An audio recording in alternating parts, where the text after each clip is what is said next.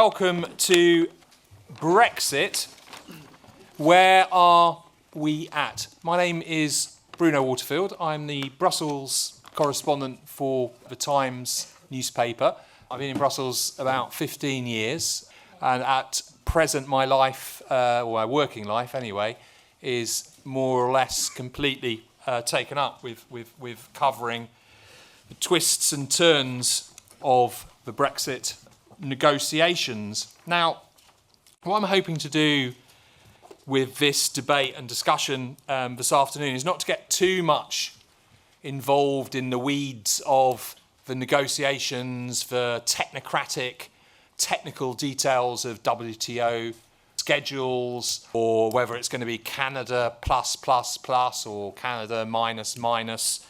So I want to try and look politically at where we're at. Now, most commentators and most people would agree, whether you will leave or remain, that the Brexit vote was an earthquake, and that after the Brexit vote, things weren't going to be the same. Perhaps things aren't the same. So it's really to take stock of that earthquake. What has happened after that earthquake? Where are we at? Politically, where are we at? What were the political consequences of that Brexit vote? What were the consequences here in Britain in terms of us leaving the European Union? What were its consequences in continental Europe as well? And what does that mean for the negotiations? Because negotiations are two sides for Britain. Britain seems in a bit of a mess, hasn't taken any real decisions in that period. And on the other side, there's an EU of 27 united in perfect harmony, or are they? Are they? Perhaps there's divisions there as well. So really, what we're going to try and do is get to grips with all that. We're going to ask Brexit, where are we at? We've got a good panel. First of all, we're going to hear from Chloe Westley, who's campaign manager, Taxpayers Alliance, and she was a prominent organiser in the Vote Leave campaign. She's delighted to take questions and discuss the infamous bus with the 350 million figure. Bruno. Yes, she's invited. She actually said she wanted to at the beginning. She's an enthusiastic proponent of Boris Johnson. So we're going to hear from Chloe. Thank you. Then we're going to hear from John Mills. John Mills is an entrepreneur. He's said and written some interesting things about the poor performance of Western economies in comparisons with other parts of the world. He's an entrepreneur who's also a prominent figure in the Labour Party, the chair of Labour Future and the chair of Labour Leave. And then we're going to hear from Daniel Moylan, who's former Deputy Chairman of Transport for London, Chairman of Urban Design London, and a Conservative councillor in Kensington and Chelsea, which fell to Labour. And is a bit of a Remain heartland, or is it? So it's a Remain heartland. It's a Remain heartland. So there'll be news from Kensington and Chelsea. And then finally, Brendan O'Neill, who's the editor of Spiked, is well known to us here at the Battle of Ideas, and usually aims to upset or disturb comfortable thinking, I think would be a good way of putting it. Chloe. Sure. Well, thank you for having me today. Almost all of us remember having conversations about Brexit with our friends that kind of go along these lines. People who voted for Leave thought it was all going to be easy. They thought they would wake up the next morning and that their world would change. In the next months, they'll realise that it's a lot harder than they think, and they'll change their mind. Well, I'm here today to tell you that very few people who voted Leave thought it was going to be a walk in the park. They did so because they believed the journey, and the difficult journey, would be worth it. The arguments about the economic consequences, the bullying from the IMF, the OECD, the Treasury, the government, all of these arguments were heard. All of the arguments about it being very difficult and that there being economic consequences were heard. But what I was hearing from Leave voters across the country was, yes, it would be very difficult. Yes, there could be some negative consequences, but their children and their grandchildren would live in a country where they could vote for the people that write the rules and regulations that affect their lives. It would be a democratic Britain, and that would be worth it. And they expected that to happen. They also expected a plan too. Because what doesn't often get considered in these conversations about what's happening now and what should happen next is the vision that Vote Leave put forward in the referendum. In the referendum, you had two visions. You had David Cameron and Stronger In's vision, and then you had the Vote Leave vision. I was on that Vote Leave team. We did have a plan for leaving the EU. It was the one that the British people voted for. This plan wasn't acted upon, and it probably should have been, in my opinion. Now, we suggested during the referendum that we shouldn't necessarily leave the EU by the methods set out by the EU Commission.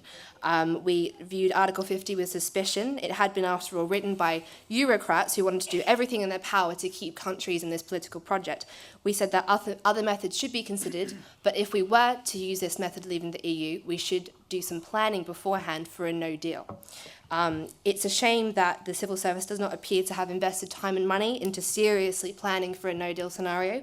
And we need to be realistic with taxpayers as well about what is going to be more prudent spending. Spending 1 to 2 billion now on preparing for a no-deal scenario, or spending 60 billion on a Brexit bill because we've got to sign a last-minute deal because we need to avoid catastrophe. Now, leaving without a trade deal is not necessarily a problem, but there are many bilateral agreements that we do need to sign to avoid major disruption. For example, we need to do an agreement with France and other countries so that we can still import nuclear materials. And it would have been ideal to have sorted out these bilateral arrangements before we triggered Article 50. But Article 50 is triggered. We are where we are. But negotiating our exit from the EU was not the only thing that we put forward. It was just actually the beginning of the long-term vision put out by Vote Leave. So on borders, we campaigned passionately for an Australian-style points-based immigration system. I'm an immigrant, and I played a part in the Leave campaign. And I believe that this country should have an immigration system that is fair, that treats non-EU and EU immigrants equally, and doesn't discriminate on people based on their nationality. I also believe that people in this country are entitled to expect their government to be in control of their immigration policy. On laws, we were clear that this country should no longer be under the jurisdiction of EU courts. And on money, yes, we campaigned to spend our Brexit dividend on the NHS. I still believe that should happen, and I don't regret for a moment highlighting the fact that we send hundreds of millions of pounds to the EU every week, money that is wasted, taxpayers' money that is often wasted, and that money should be better spent on our priorities. It should be under our control, not the EU's control. And on trades, we campaigned to leave the EU's customs union, to forge a new trading relationship with Europe, and then look to partners such as America and China for future trade deals. So Brexit, where are we at? What happens next? Well, I think we should look to the vision that people voted for, and that's the Vote Leave vision. Thank you.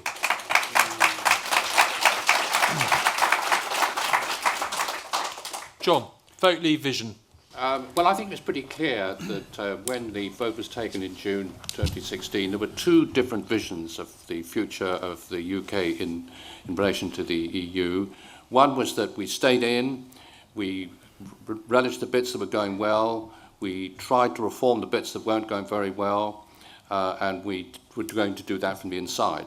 The other side, the Leave side, was that we were going to forge a new relationship, which was an intergovernmental one rather than one that was involved in a big political project, and that we would take control of our economy again, and our laws, and the contribution we were making to the EU financially, and all the rest of it.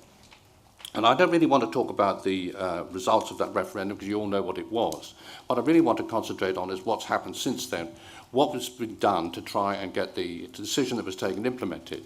And I must say, I do think that the speech that was made by Theresa May at the Lancaster House and earlier on this year set out pretty clearly what were sensible arrangements, which we should come out of the single market, come out of the European Economic Area, come out of the customs union, and then negotiate a free trade deal. And I think that's what the government consistently has tried to achieve. Now, what then happened was we had the election where Theresa May hoped she was going to increase the majority and therefore give her more certainty that she was going to be able to push this agenda through, but it didn't happen the way that she expected or wanted or most people thought was going to happen. As you know, the result was very different. And I think this has really fatally weakened the country and made it much more difficult to get the sort of deal we really want.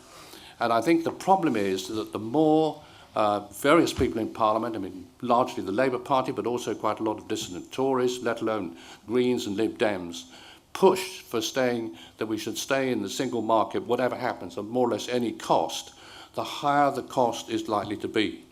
And that does seem to me to be quite the wrong way of conducting negotiations. I think if you're conducting any negotiation, what you've got to be prepared to do is to walk away if the terms aren't right.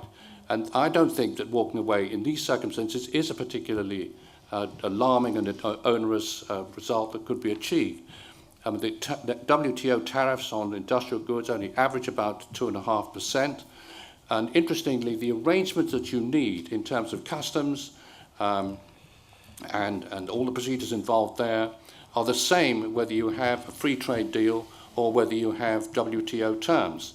They are a bit different from the free movement that we have at the moment, and they are slightly more expensive, but they're entirely manageable. And it does seem to me that one of the most important things, I'd certainly back up Chloe on this one of the most urgent and important things we need to do is to get those arrangements in place as soon as possible, and certainly in time for March 2019. Because I suspect that David Davis is right in saying that this may well in the end go to the wire. And what will happen is that there will be a whole lot of grandstanding going on right up to the last minute. And right up to the last minute, what Britain has got to be able to do, in my view, is to be able to walk away if the terms get worse and worse and worse. And just looking at the numbers, they could be really very high indeed. I mean, we've already got a huge balance of payments deficit with the European Union. I mean, I think it's just worth highlighting these figures for those people who say that staying in the single market is absolutely essential to our future. We've got a balance of payments deficit with a single market of about 80 billion. We've got an income deficit of about 20 billion. We're making a net contribution to the EU of about 11 billion. And the ONS figure, not my figure, the Office for National Statistics figure of what the total deficit is 111 billion pounds. We're only selling about 240 billion pounds worth of goods and services to the EU in total. So we've got a hugely disparate figure there before we start paying huge divorce bills on top of that. So I think that the whole issue about whether we can be in a position to walk away is really very crucial in these negotiations. And what I suspect will happen is that it will go right to the wire. In the end, some sort of deal will be cobbled together. We will finish up probably not having, we'll have a framework agreement in place before for March 2019, but we won't have a complete agreement. There will need to be some period after that when the final negotiation is carried out. And that, I suspect, is going to be the way that it's all going to pan out. We will, in the end, I guess, finish up with a free trade deal, but it's going to be a long, hard road to get there.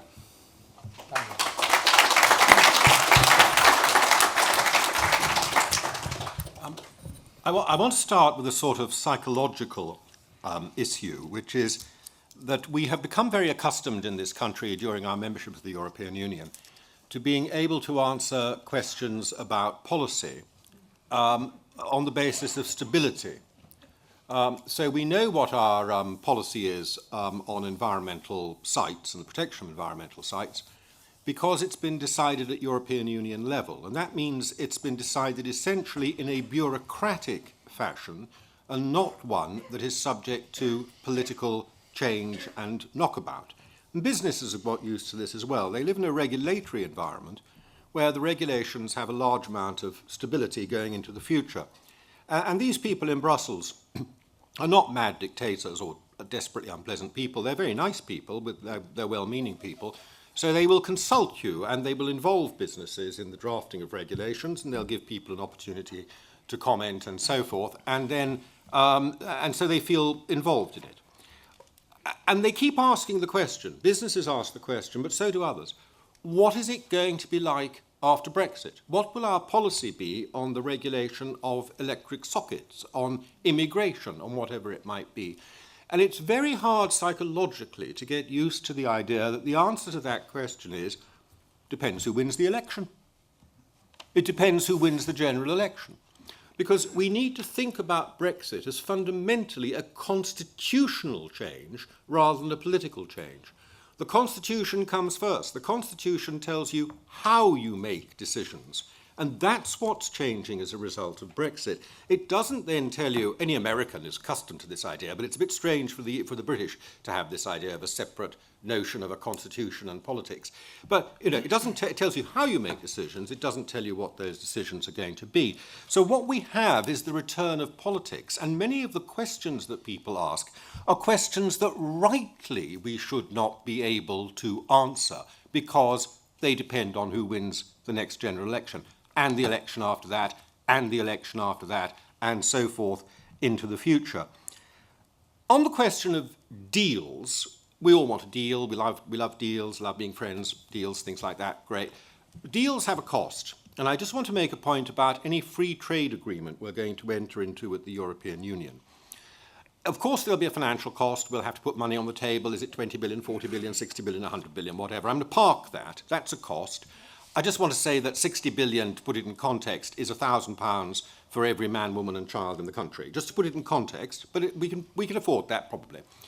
But the Europeans have objectives for the free trade agreement as well, and they're not the easing of trade as such. After all, we've got that at the moment. The Europeans' objective is to get binding commitments from the UK that will limit our flexibility in competitive areas, in particular in relation to our tax and corporate tax regimes, our VAT regimes, the regulation of labour markets and environmental regulation. And there may be some sectoral issues they want put in there as well, such as the common fisheries policy, where they might want to have access. So there are costs to us of any free trade agreement that we try to enter in now, which are going to limit the benefits of Brexit that we might otherwise achieve.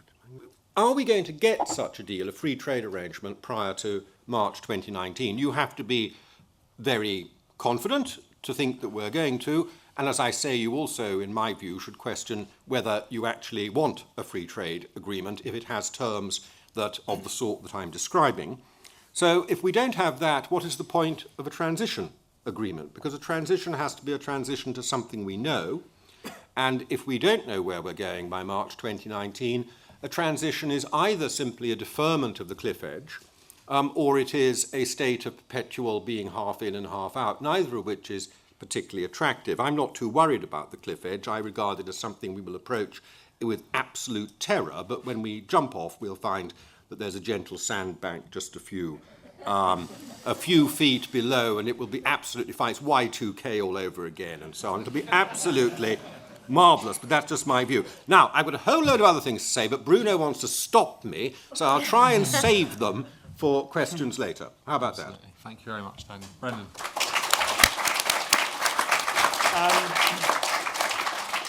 Yeah, there are lots of interesting ideas there for how to make Brexit a reality, but I can't help feeling that it's a bit like trying to protect yourself from machine gun fire with an umbrella. And I think we have to face the fact that we are in an incredibly serious situation, which is that the elites in this country are in open revolt against democracy. That is the challenge that we face. Now, there are numerous technical challenges and questions of how we can make Brexit happen and what the deal should be and whether we should stay here or stay there and so on. But I think we have to grasp the bigger fact that the very serious sections of the business elite, the legal elite, the political class and the media class have declared war on a democratic vote and want to either prevent it from being seen through or to water it down so that it becomes irrelevant. And in the process of declaring war on a democratic vote, they have called into question the entire idea of democracy, the entire basis of democracy, the workability and desirability of democracy. So there are lots of interesting technical questions on how we make sure that this happens, but there is a far broader historic crisis of democracy which we ignore at our peril. They have declared war on our democratic rights, and we should respond in kind. And I think, the thing that democratic Brexiteers have to confront is this fact. We won the public vote, but we lost control of the political narrative.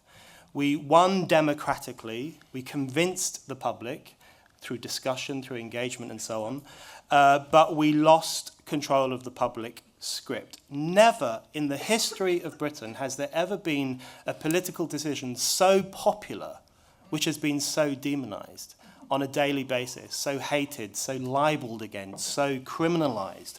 Day in, day out, it's a ceaseless depiction of Brexit as the worst thing that's ever happened to this country, despite the fact that it is the most populous vote for anything in the history of Britain. So the disparity between those two things is something that we have to confront. We have made a democratic decision which is huge. We took control of politics, but it's been wrestled away from us on a daily basis. So the two things I think need to happen next is, firstly, yes, there is the seemingly trifling technical matter of making sure Brexit happens, and it is no guarantee that it will happen. Just because Theresa May says this stuff will happen by March 2019, I wouldn't trust her as far as I could throw her. And you can see she's constantly changing her description of what Brexit will actually involve and what institutions we will stay in and what institutions we will withdraw from. She can't make her mind up. The Corbynistas are even worse, in fact. I don't trust the Labour Party to have any solid, coherent view, and their constant talk of a very long transitional period should make everyone concerned, because we know what that means. Let's just stay in for years and years and years and decades and so on. And I have to say, no offence to Chloe, but Vote Leave, what a shower Vote Leave have turned out to be. The more that this has gone on, the more that we've seen, I think, the cowardice, in fact, of some of the people in Vote Leave, the more clear it becomes to me that Brexit won in spite of Vote Leave, not because of Vote Leave. And the number of people I've seen from Vote Leave who are now hedging their bets or downplaying the importance of Brexit, I find quite alarming. We can't trust the political class to see this through for the very simple reason that in seeing Brexit through, the political class is signing its own death warrant. They know that Brexit was a revolt against their advice and the way in which they conduct politics, and they cannot see it through. And the final thing, the second thing we need to do, and the final thing, we need to get real about the serious issue of democracy and defending democracy, because that is under incredible assault at the moment. And not only this democratic vote, but the entire idea of democracy. And you can see that in the way in which voters are now referred to as low information, insufficiently educated, not cut out for politics. Expertise is being elevated as a preferable way of doing politics. What I think we are facing is an incredibly historic moment, a historic moment in the British history of democracy and the winning of the franchise, and the attempt to row that back by people who are incredibly bitter and who will lose out as a consequence of the vote that we made in June 2016. So yes, we need to talk about the deals that are made and put pressure on the political class constantly not to backtrack on Brexit itself. But at the same time, we have to recognise they've declared war on the idea of democracy on a daily basis, and we need to be out there defending it tooth and nail every single day. Okay. Thanks, Brendan.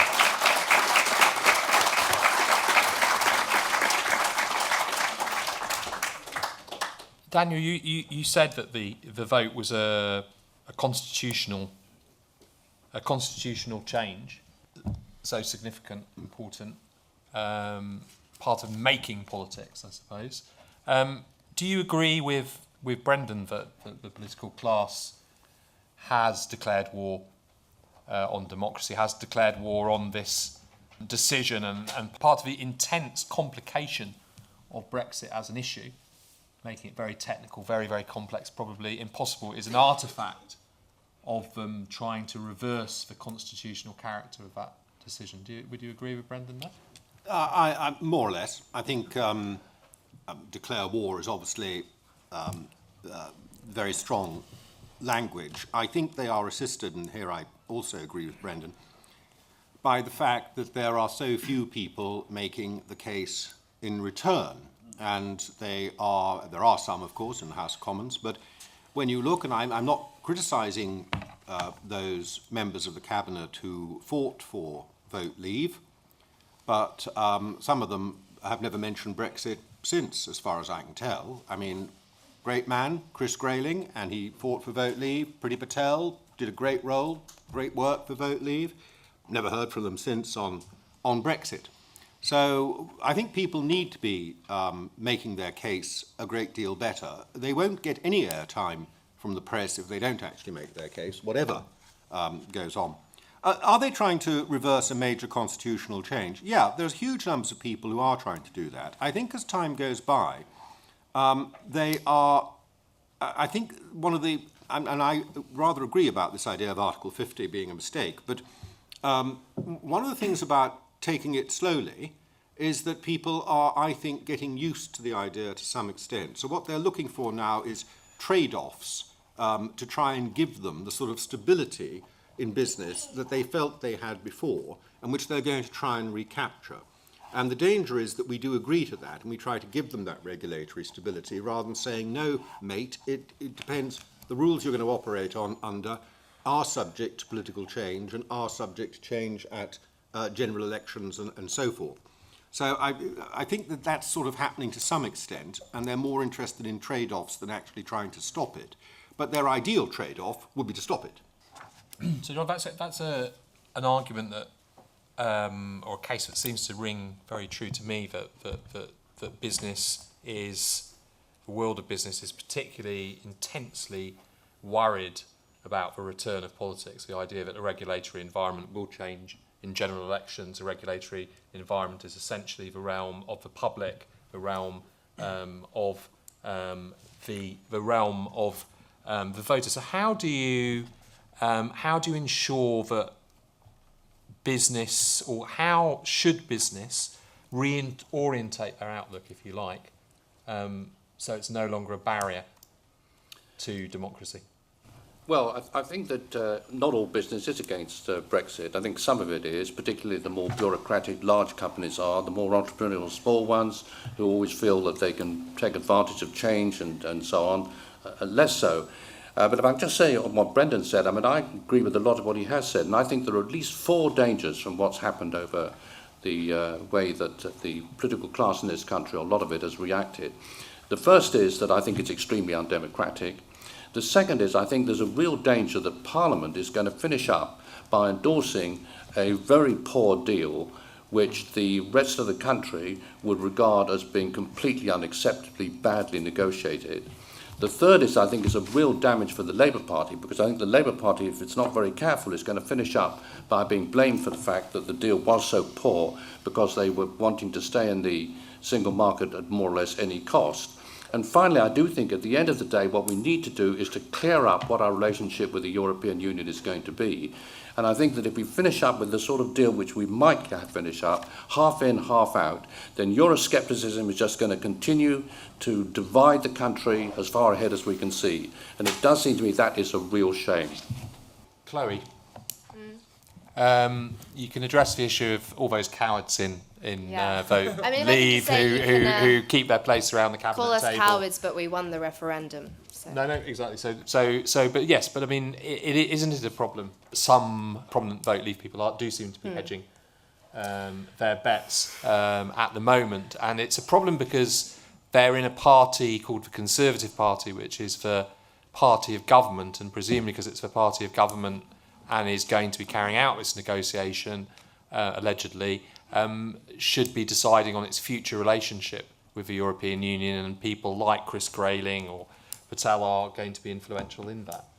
Well, I think what we saw happen, after the referendum is everyone being incredibly loyal to Theresa May because she's the leader, and I think it's right that the whole cabinet, at least at the beginning, are completely behind her. You want a strong prime minister with a strong hand at the negotiating table. I think one of the biggest mistakes was keeping the prominent Leave campaigners in the cabinet quiet, not letting them go out in the media to talk about Brexit, not letting them continue to make the case, which they are still very passionate about, I'm sure. And so I think that was a big mistake. And same with the election. It wasn't a positive Brexit, vote leave vision that was put forward, was it? It didn't have that same feeling. And what you had at that Wembley debate, that feeling in that audience of this is incredible, this is an incredible moment for the country, incredible opportunity. You don't hear that anymore. And so I think Brendan's right in that we're not making the positive case anymore, and the Remainers are now the insurgent kind of uprising, inspirational rebels that can make these illustrious speeches about things. So we need a bit more Brexit inspiration and a bit more positivity, I think. Okay, Brendan. So Theresa May, She's cautious. She became leader of the Conservative Party as sort of last person standing. Everyone else ran away. But she decided to go to the country. She triggered Article 50 and called an election. And she said, she even went up north. And she said this election's going to be about Brexit and about my authority to deliver Brexit. So it seems that Theresa May, anyway, tried to be a Democrat, but the resulting, the bad result for the Conservatives and messy fragmentation of the vote seemed to suggest perhaps that path wasn't completely clear. So can you develop a little bit more? I don't think can we really say that Theresa May, by going to the country, she seems to have been quite a good Democrat. She was an incredibly unconvincing Democrat. The problem with Theresa May is that she's a technocrat. She's the thing we voted against in the referendum, regardless of how many people voted for her in the general election, because there's not that much choice. When we were given the choice, do you want this old politics or do you want to do something radically new and risky and different? We chose radically new, risky and different. So the Conservative Party cannot see Brexit through without public pressure, for the simple reason that Brexit was a revolt and the Conservative Party is the Conservative Party. And the Conservative Party doesn't pursue revolts. That's not what it exists to do. It just exists, well, who knows why it exists anymore. But that's not what it exists for. So without public pressure, the Conservative Party are not going to see this through in any stretch of the imagination.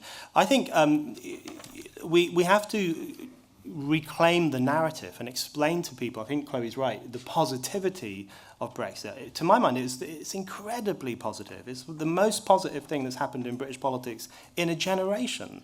It's the only thing in British politics I would go to the barricades for right now, because it was such an act of defiance. It was such a large, democratic, reasoned act of defiance against the entire establishment who said, please vote for this. And we all said, no, we're not going to vote for that because we don't like it. It was proof that people can think for themselves. It was proof that democracy works. It was proof that people aren't brainwashed and enslaved by experts. It was proof of all those things. It was proof of the argument for democracy. And that's why I think it has caused so much chills to go down the spine of Remainers. I think we have to be very positive and we have to recognise that the potential within Brexit is for a completely new realignment of politics. And it's that which terrifies the political class. Okay, I want to go out to the audience now. No, first of all, it's a panel of 4 Leave voters, which doesn't seem hugely balanced to me, just to point that out initially. Fair point. That's the point. Just saying, I'm a Leave voter as well, I'm just saying it's not very balanced. But second point, all I've heard from this panel so far is basically, we don't need to be worried about a cliff edge, it will be fine. We can leave with no deal and then negotiate mini deals, and that will be all right after we tell the EU we're not interested. I don't think they're going to go along with that somehow. That's not what we're saying at all. Sorry. With respect, that is what you suggested. You said we need certain bilateral agreements, but we don't need a trade agreement. Well, if we tell the EU we don't want to pay you any money, we're going to leave without a trade agreement, and then we'd like some mini agreements on aviation or on this or on that, do you think they're going to go, oh yeah, sure, yeah. Yeah, why not? You just refuse the money you owe us, but we'll do that. Why not? Yeah, that works for us. Yeah. So I think that's ridiculous for a start. But none of you have mentioned non-tariff barriers. You've mentioned none of the issues around that. It's just the usual, it will be fine, everything will be fine. And that, okay.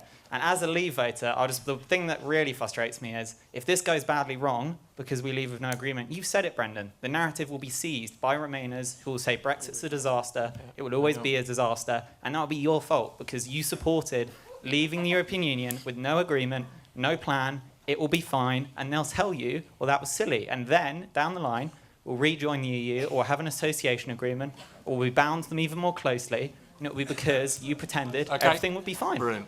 This is a question really to John Mills, who made the point that we have a humongous deficit with the European Union in its various ways. I think you said the figure of 112 billion, which is what? Roughly, it's getting on for the value of the health service, is it? It's 4 times the defence budget. It's enormous.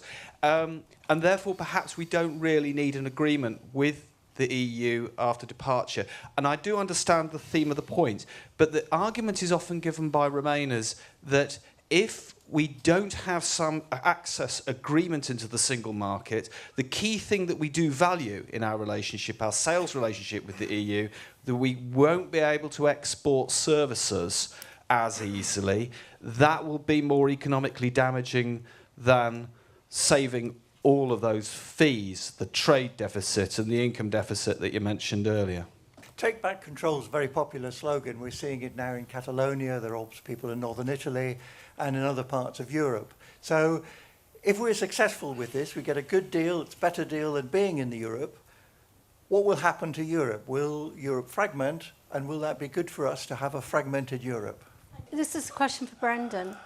Brendan said that we need to reclaim the narrative, and I think I agree with that. But do you not think that we need a political vehicle in order to do that? I mean, we already have a pro-Brexit party. Perhaps we need, an anti-Brexit party. Perhaps we need a pro-Brexit party, something that will bring the disparate forces together and show the political class and the media class that we mean business. Well, first of all, may I congratulate the panel on being such a balanced group. Very much appreciated. In fact, it's very interesting for me because I normally spend my time with Remainers, and it's quite extraordinary for me to be with a panel of articulate, intelligent people supporting a Leave position. Get on with it. So, highly educative, I'm sure. But the question I would like to ask the panel... Oh, first of all, I'll just comment on that. The question you'd like to ask to the panel is, do you... I mean, I hear all the economists telling me, I mean... OK, you dismiss them as experts, maybe, but I listen. I'm a scientist. I listen to the evidence. The evidence is, and it's very, very, very strong, that, in fact, Brexit will be a disaster economically for the UK. Do you not have any fear of that? I also want to say that you talked about democracy. It was 27% of people, 37% of people of the electorate who voted. And a lady next to me here voted Leave, but she now tells me she voted Leave because she didn't understand what the hell was going on. Okay. And that's true of so many Leave voters. Thank you very much. Back to the back there. I wanted to ask whether the panel thinks there's anything positive and more can be made out of the fact that through this process, the people that run the EU are now out in plain sight. And people can see them, they can see what they're like, they can see the way they behave, and they can see the way they go on. The reason why I'm asking this is one of the things that strikes me about the political aftermath of all of this is just how strong the support for Leave has stayed amongst people in the face of everything that's gone on. And that's indicated by all the polling evidence. It was also indicated to me this week by Gogglebox. I don't know whether other people watch it. They showed the families in Gogglebox, various bits of BBC footage. Where it ended up was one of the guys in the face of listening to Juncker and others saying, well, the point about these people is they want Britain to have the worst deal possible to put anyone off from doing what we've done, which I thought was a very perceptive and clear cutting through of all the rubbish, because he can see exactly what it is they're trying to do, and he didn't seem to be at all shaken by it all. He could see what was going on. They also, by the way, were very cross that the BBC spent more of its time filming Theresa May's kitten heels than filming what she had to say. So I wonder what you think about that, and whether more can be made about the fact that we now see these people. They're not hidden anymore. And we could say more about exactly what sort of people they are and what they're interested in and the degree to which they are genuinely, completely anti-democratic people. It is to Brendan. It'd be good for you to spell out for us, I think, what the content of this sort of narrative should be. Because what I'm really struck about is that I'm grappling... I understand that there's been a clash of sort of interests. So the elites are reluctant to give over power in terms of democracy. I understand that. And I also understand that we have a young democracy in terms of the history of how the franchise has been given to people. So what is it that could enliven that narrative? And what is particular about now?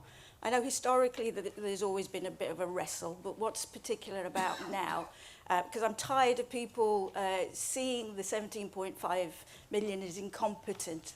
It's not good enough.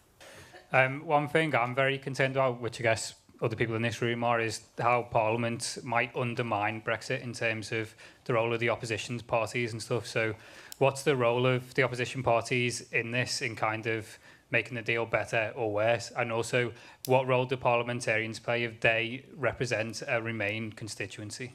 One of the things I would like people to think about on the panel when you come back is the other side of the argument. This is a negotiation with two sides. Why is it that the European Union, a political construct, a highly political construct, is just going to roll over and give Britain what it wants when it needs to defend that political construct, which is under a certain amount of siege in certain countries. Let's look what's going on in Spain at the moment, for example. So, Brendan, short, punchy, really quick. Okay, two things. On that point there, I think the proper internationalist response to Brexit is not to obsess over the deal, although the deal is very important and we should keep an eye on it, but it is to make connections with other European publics who want to leave the European Union. There are great numbers of them in Austria, Germany, Greece, Portugal. That's the kind of movement we should be looking to build. Not simply, we're all right, Jack, because we're going to leave and pay only this number of pounds and so on, but thinking about how we can broaden that Euroscepticism and that revolting nature to more of Europe. On the question of will it be easy, I never said it will be easy. I think Brexit will be incredibly difficult. All revolts are. There will be economic hardship, but polls suggest that people are willing to put up with the economic hardship because they know the value of democracy. And it will be complex and difficult. My point is that people say there's too much conflict and tension and division in Britain at the moment. I think there's not enough. We need to deepen that divide, add a narrative to that divide, and explain what that divide is really about, which is the idea of democracy versus technocracy, maybe even tyranny.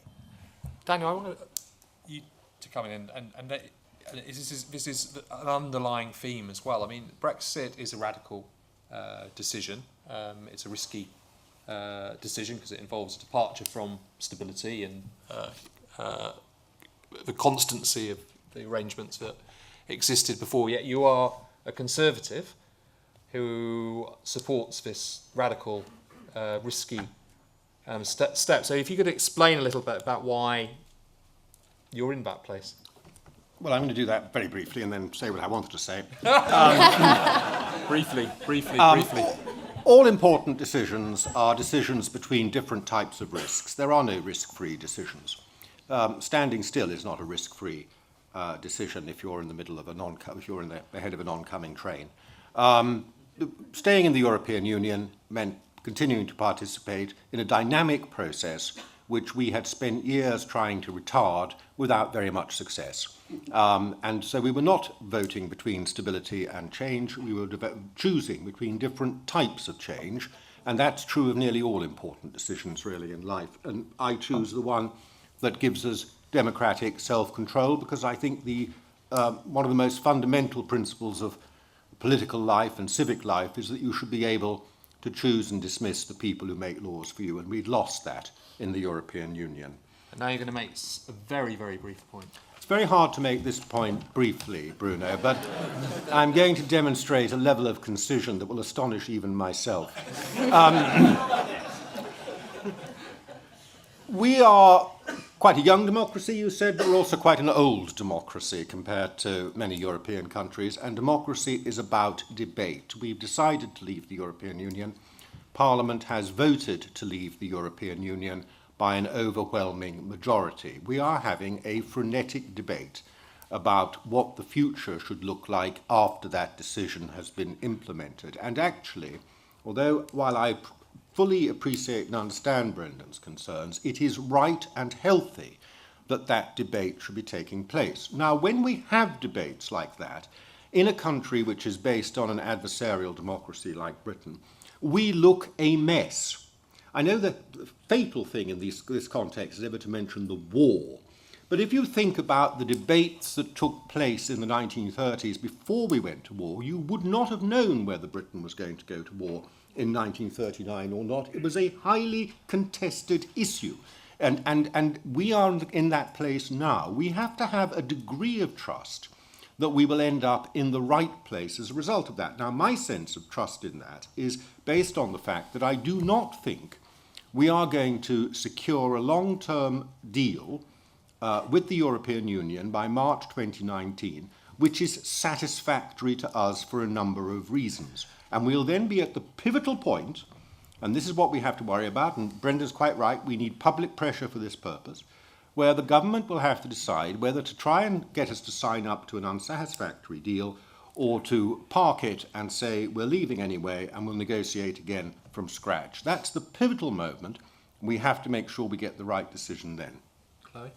Sure. I'd like to pick up on the comment about Juncker and the EU leaders being in the media, because it's been great to watch. I think one of the biggest indicators as to how European leaders are perceived at the moment and how they're handling negotiations is a poll done by Sky recently that shows that 74% of people, and it's just one poll, but 74% of Brits are comfortable with a no-deal situation. And that's because I think most Brits with common sense can see in their screens that the EU are not going to relent. These leaders care more about their political project than the investment in jobs in their home countries that they're supposed to be representing. I think most people can see that they're bullying us, they're not going to relent, and we should prepare now for a no-deal situation. Yes. Okay, John? Let me make 2 points. The first is on our friend there who said that there was going to be a complete disaster. One of the things on which the Remain side was unequivocally wrong in relation to the Leave side is predicting what was going to happen before the referendum. And let me just remind you what was said. We weren't told there was going to be a problem in 2018 or 2019. We were told that there were going to be 500,000 people made unemployed in the last half of 2016, and that the fall in GDP was going to be similar to what it was in 2008. And this all turned out to be completely wrong. Now, just look at the numbers about when we come out of the EU. Even supposing that on a trade side there is complete impasse, the total proportion of our GDP with trade with the European Union is about 12%. Even if we lost 20% of that, that's only 2% of GDP. But coming back the other way, we would gain because we would their sales to us would fall correspondingly. So the idea that there's going to be a complete disaster seems to me to be economically illiterate. On the point about the balance of payments, which I was asked to comment on, this, I think, is a really serious problem which actually isn't directly related to Brexit, but one which we really, really urgently need to confront. I know you can say you're adding apples and pears together when you add a deficit and an income, a trade deficit, an income deficit, and a contribution deficit together. But the fact is, all three of these suck demand out of the British economy. They transfer resources from the UK to the EU, and the EU is benefiting to this enormous extent, which they're going to lose if they fall out with us completely. So A, this puts us in a relatively strong negotiating position, but B, it's incredibly important that we do something about it. And just finally, if I can say this, your trade is not going to be the solution to this. If you look at the figures, our trade in services with the EU has hardly gone up at all over the last few years. What's gone, where we have a surplus, what's gone wrong is that the goods side has collapsed. And unless this country reindustrialises to some reasonable extent to get this balance of payments issue under control, we're going to have no growth at all, no increase in incomes for the foreseeable future. That really is serious. Okay. No, I do agree that the panel is unbalanced. I'm really bored by the whole binary debate, and it is divisive. Through the whole process, I'm Irish. I have a European passport. My husband is English and has a soon-to-go EU passport. But within the debate, before, during and after, we never hear anything good that Europe does. And all Britain has ever done since day one, since they joined the club, was slate Europe. But when we depart Europe, who are we going to blame then? Are we going to revert back and blame the Scottish, blame the Irish, going in on each other and start infighting? What about all the good things like the environment, like health and safety, like food hygiene, like the massive billions of grants we get for science, that 60 billion a year goes to Oxford, UCL and Cambridge for science research, which the British currently are ahead of. And that is similar, the situation that's happened in America with Trump. The universities have declined way down the line in terms of their ratings. Currently, the British universities are top of the scale. Will that be the case post-Brexit? I don't know. But I'd like to hear more of the positive stuff, you know, and what we will actually leave or lose with leaving Europe, not just financially and trade deals, everything else, like human rights. Like if you have a problem with your civic rights, you can appeal to Europe and potentially win your case, even though you didn't in Britain. I think it was interesting that the panel described the Brexit result as a revolution, and particularly a constitutional change, because that's what it felt like at the time when we got the result in. But since this revolution or this constitutional change, all the same people are still in charge. And I think I share Brendan's concern about that and his sense of urgency that we need to kind of get control of the process again. But in the current situation where we have this revolution being managed by the losing side, is there not a danger that it's just going to end up, as it seems to at the moment, with a complete mess where, I mean, can we really trust these people to carry out the process on our behalf? And if not, apart from, I think there was some talk about putting pressure on them vaguely, but is there anything concrete we can do? Okay. Just a point on the panel, this isn't a balanced panel. And the whole idea was it for not to be a balanced panel, because the whole idea was to have people who, from lots of different perspectives, supported Brexit, and to put them on the spot, if you like, to ask where we are at. That's the whole idea of this panel, is to have people who supported Brexit explaining where we're at, what is good, what isn't good, and that's the debate we are having. Red Mike. Or putting it simply, Bruno, the title is Brexit, Where Are We At? It's not Brexit, Right or Wrong. So if some people have misread the title, that can't be the responsibility of the organisers. Oh, you're a lawyer, are you? Well, I think a lot of us came to this session because we didn't want to hear the tedious arguments again about Brexit, right or wrong.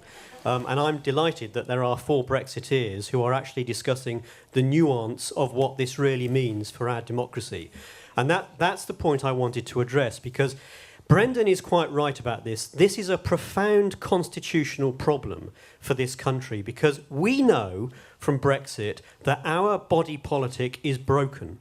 We know it's broken because 52% of the population voted leave, whereas only 25% of MPs voted leave. In other words, our political class is unable to represent the interests of the people. That is a very serious problem that we need to address. And I think what's going to happen over the next year or two is that the fractures that exist in our body politic will become clearer, because we have a party political system which is based on class. That may have served us well for 100 years or so. It no longer serves our interests, because politics is no longer organised around class. It's organised around democracy. Do you believe that the will of the people should prevail, or do you want bureaucrats, experts and technocrats to rule over us? Yellow Mike. Does the panel believe that in a post-Brexit UK that we'll be able to strengthen relations with other world powers such as China and America? I just wanted to talk about what I would kind of see 2 myths that are kind of still going on in this debate. And the first one is, I'm slightly sceptical. I mean, call me cynical. I'm a Leave voter. I'm very sceptical still that Brexit is definitely going to happen. We're having a debate about where Brexit's at, and I think that, you know, within this conversation, maybe some of us should be considering that Brexit might not be happening. We heard over here about, you know, we've got an opposition that pretty much stands against Brexit. You know, Brexiteer's best friend, Gina Miller, has just announced she's going to do another legal challenge against Brexit. So I think that's part of the conversation. It might be useful to discuss whether we're definitely having Brexit. I think the second myth, and it kind of relates to your opening comments, Chloe, about the role of politicians in enacting Brexit. You talked about the need to get Boris back in the limelight, the same as, you know, Priti Patel and Chris Grayling. I'm slightly aware of that. I mean, give me a Leave voter who voted Leave because of Priti Patel, or a Leave voter who voted Leave even for Chris Grayling. I think what we've seen here, and what, you know, John was alluding to, is that there's a real fracture, you know, between the demos and the political class. And I think that if you do kind of hand over complete control to this political class, you know, Brexit could go down the drain.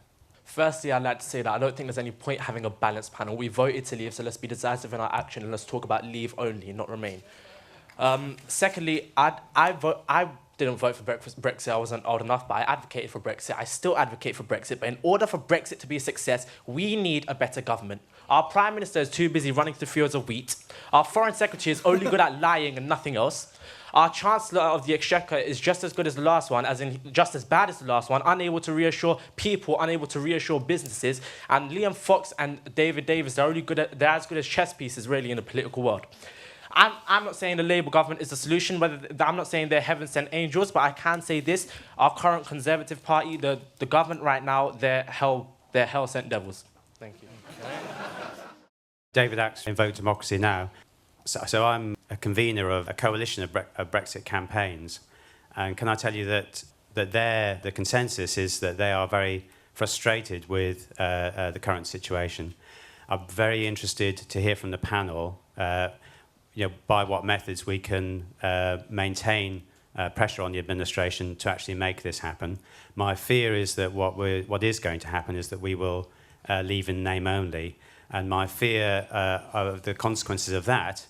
It will reinforce cynicism about politics. It actually turn people off democracy, and that's a trend that we can see expressed in the opinions of young people. I believe it's something like 30% of young people in the States don't believe that it's essential to live in a democracy. I, for one, believe that it is essential to live in a democracy, which is why Brexit needs to be made to happen. I don't think it's unfair to say that a huge amount of the Leave voters were a certain generation who believed that they'd lost control of the kind of empire that is Britain, and that they thought by leaving they'd regain control. So when it does happen and a deal is struck, do you think it's going to live up to their expectation? And do you think Britain is going to be this empire that it once was? And is it even going to be relevant anymore? It's more a comment, but maybe a question. Listening to some people here about the debate about Brexit, I just want to ask, what has happened to ordinary, everyday political discourse as a result of Brexit when you find myself, falling out with friends, no more, being called a bastard by your own family? What's happened to people? Why can't you listen to each other? And why can't you actually debate things? And do the panel think that's a result of Brexit, or that's something underlying within society? I can't see the elite Remain as being an open revolt. It does seem that they are still... I mean, I understand what you're saying, and that everyone knows that they're opposed to Brexit, but they haven't got the guts. They don't want to come out and assert themselves in front of the public and say, we don't like what you voted for, we're going to overturn it, we're going to reject it. I don't see an open revolt, I see a covert revolt. And for me, the big issue that's facing us now in terms of leaving is this issue of the transition.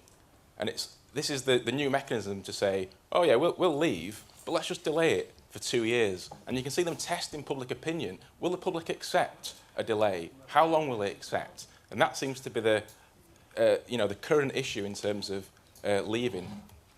Okay, I'm going to bring the panel back to conclude. What people are going to want to hear is we keep hearing over and over again, change the narrative, put out a clear message and platform there. You said it, Brendan, and you're going first. A couple of points then, just 2 points.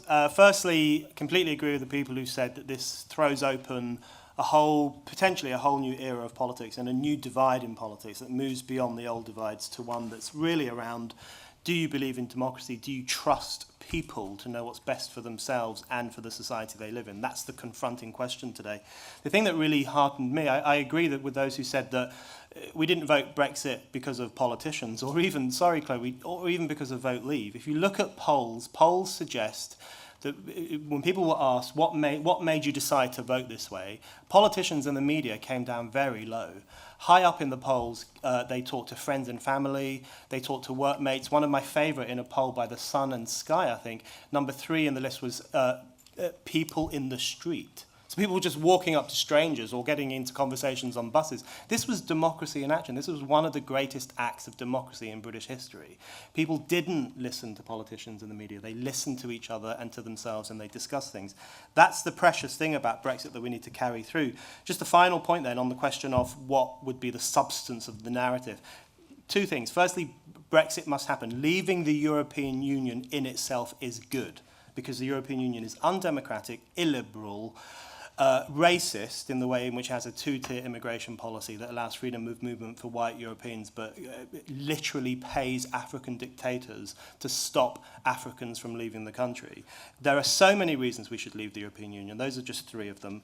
And then the final thing, in terms of the narrative, and in relation to defending democracy, is just the fact I'm not saying ordinary people are just as good at making political decisions as experts and bureaucrats. I'm saying they are better.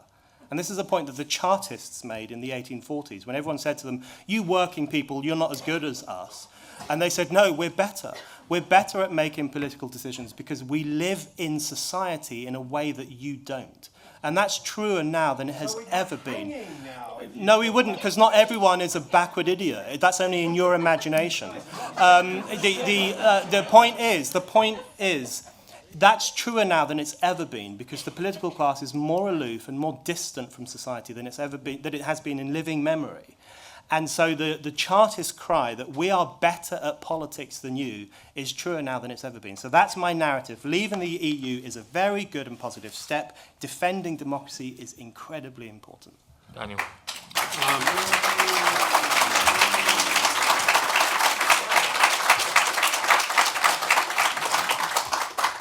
I'm entirely with Brendan. 3 points. The person who said, why is political discourse so bitter, and is it to do with Brexit?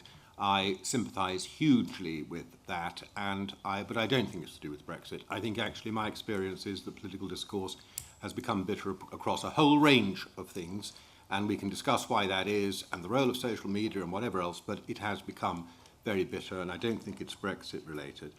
The second is, in relation to leaving the European Union is set to help us because they want to be in a position where they offer us a deal that is clearly a humiliation. I loved it when Christopher Meyer described them on the television as being like Easter Island statues. It doesn't matter what concessions you give them, they just don't move.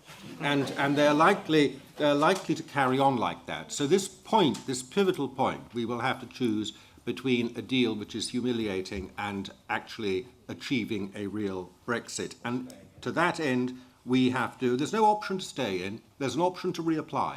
There's no option to stay in.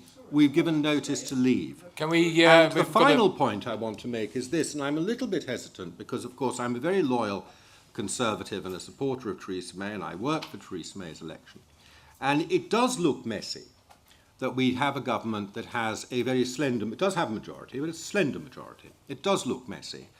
But it does open up space for debate. And actually, I do rather welcome that. And I put it to you what the alternative might have been if Mrs. May had been returned with a majority, as she hoped, of 6, and I worked for, of 60 or 80, when there would actually be very little scope for debate at the moment about what our future position was going to be. So I think there is some hope in the current messiness, and we shouldn't be put off by the fact that it looks messy, but we have to keep working for what we want to achieve at the end of it.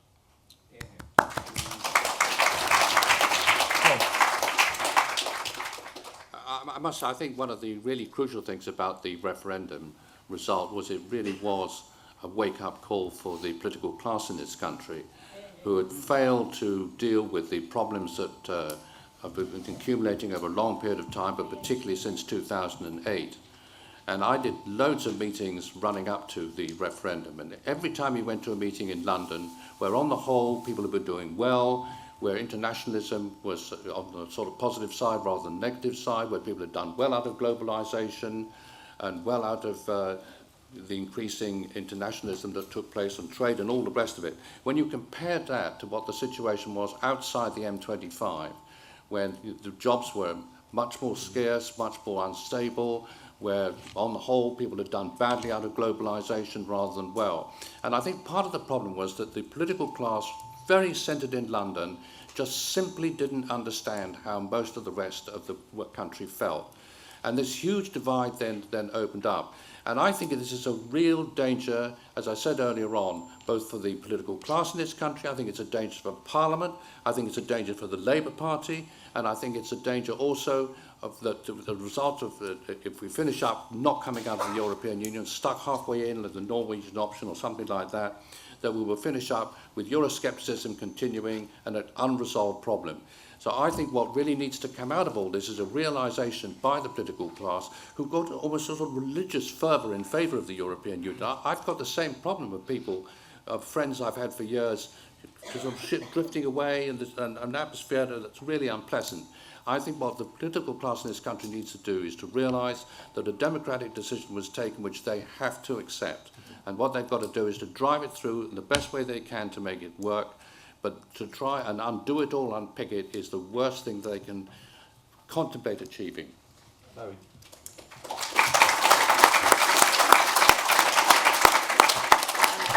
Politicians, I do think they have an important part to play. We wouldn't have a referendum without Nigel Farage, and we wouldn't have won the Leave campaign without Boris Johnson. I do believe that to be true.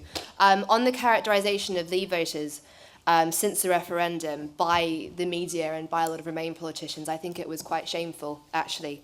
The depicting of an older generation who didn't really understand politics and didn't understand things, and they just didn't understand the modern European time, just being too stupid to understand democracy. These are people that have lived through a lot more than younger voters. They've lived inside the EU and out of it. And I don't think that life experience and time living in a country should disqualify you. And I think it's quite shameful that Nick Clegg after the referendum was saying that young people should have 2 votes and older people should have 1. I mean, that's just ridiculous. That's not how democracy works. The point is we all get a vote, and you can't say that certain people shouldn't have the same vote as others. And also, in the class divide, there was a great article about brands that Remain voters and Leave voters use, and they had, Remain voters have the iPads and the trendy Metropolitan gadgets, and Leave voters like baked beans. And I had, people were laughing about this, and I thought that actually that's you're laughing at poor people. You're laughing that people on lower salaries and that were less educated voted Leave. You know why? Because the EU wasn't working for them.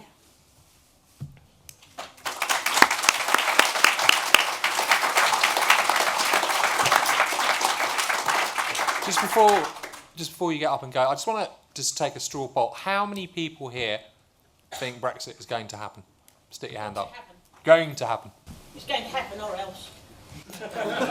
There you go. Thank you very much. Please thank our panel once again.